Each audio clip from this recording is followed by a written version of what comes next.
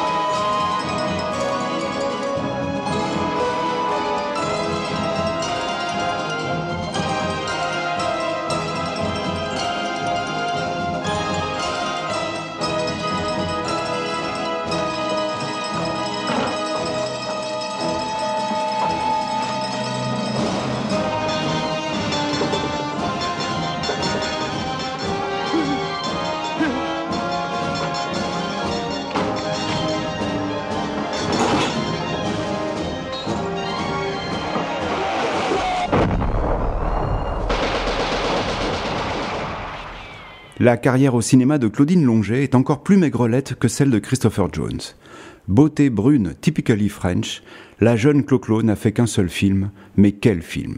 Il s'agit de The Party de Black Edwards, où son rôle consiste à pousser la chansonnette, puis à tomber sous le charme invraisemblable de Peter Sellers, grimé en Rundi V. Bakshi.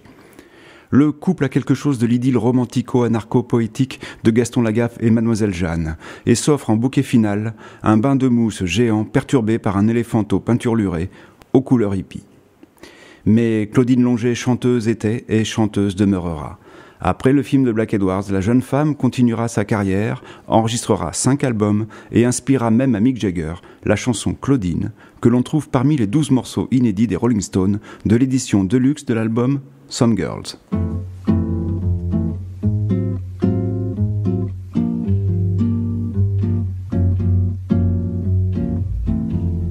Nothing to lose if we are wise. We're not expecting a rainbow-colored skies.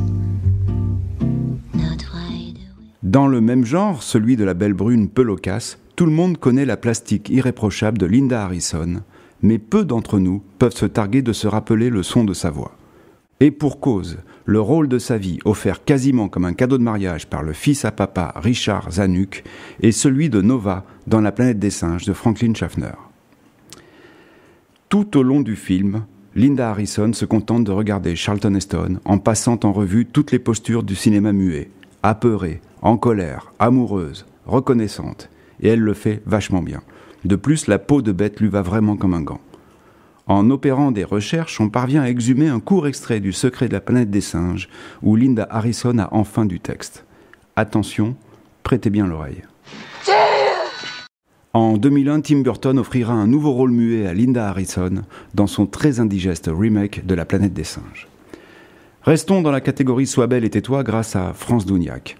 Avec ses bouclettes et sa très fine allure, la douce France, une sorte de Dorothée pour adultes, avait quelques atouts pour venir concurrencer la fine fleur des actrices de complément et d'agrément, telles Catherine Alric, Nicole Calfan, Catherine Leprince, pour ne citer que 3 d'entre elles.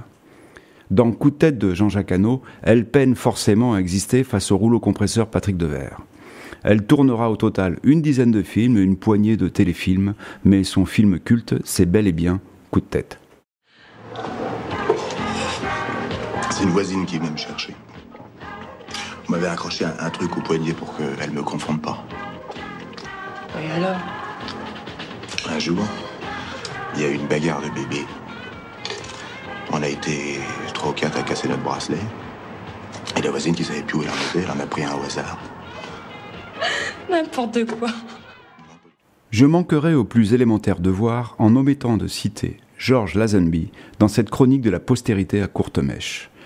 Pour son premier rôle au cinéma, ce comédien anglais enfile carrément le costume de James Bond. Ce sera au service secret de Sa Majesté, une expérience unique qui ne fit pas décoller sa carrière.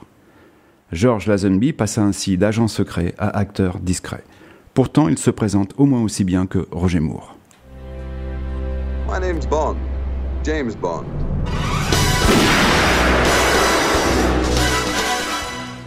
En élargissant un peu le concept, faisons un petit passage par la case Ryan O'Neal. Celui-ci, les pinailleurs en feront la remarque, n'est pas l'homme d'un seul film. En jetant un œil à sa filmographie, on se remémore en effet le succès planétaire de Love Story et de quelques collaborations prestigieuses avec Black Edwards, Richard Brooks et Peter Bogdanovich. Mais Ryan O'Neal restera à jamais le parvenu Barry Lyndon, finissant pauvre et estropié après une vie bien aventureuse. Mr. Toole, is it a towel of your wife's washing? They say she wipes your face often with one. Ask him why he wouldn't see her yesterday when she came to the camp. Mr. Toole, why did you hide so yesterday when Mrs. Toole came to visit you? You afraid of getting your ears boxed? Enrique Irazoki est sans conteste la tête d'affiche de cette chronique. En 1964, à 19 ans, ce jeune Espagnol, promis à un brillant avenir de prof d'économie, est repéré par Pier Paolo Pasolini lors d'un séjour en Italie. Pasolini cherche son Jésus pour jouer dans l'Évangile selon saint Matthieu. Brun, intense, ingénu, Irazoki est le visage du Christ le plus fort du 7e art. Après ça, pas de résurrection cinématographique pour autant.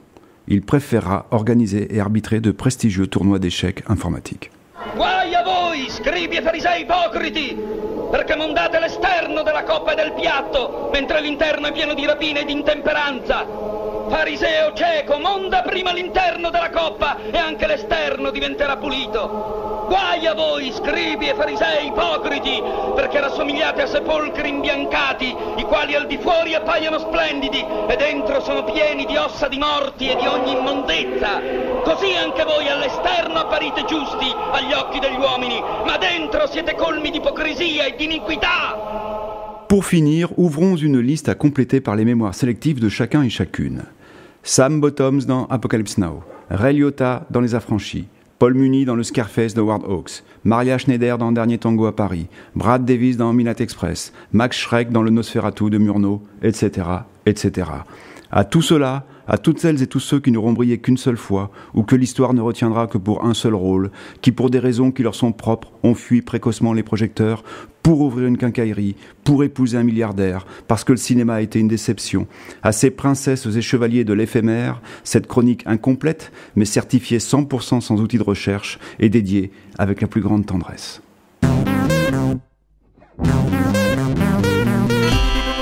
Radio K.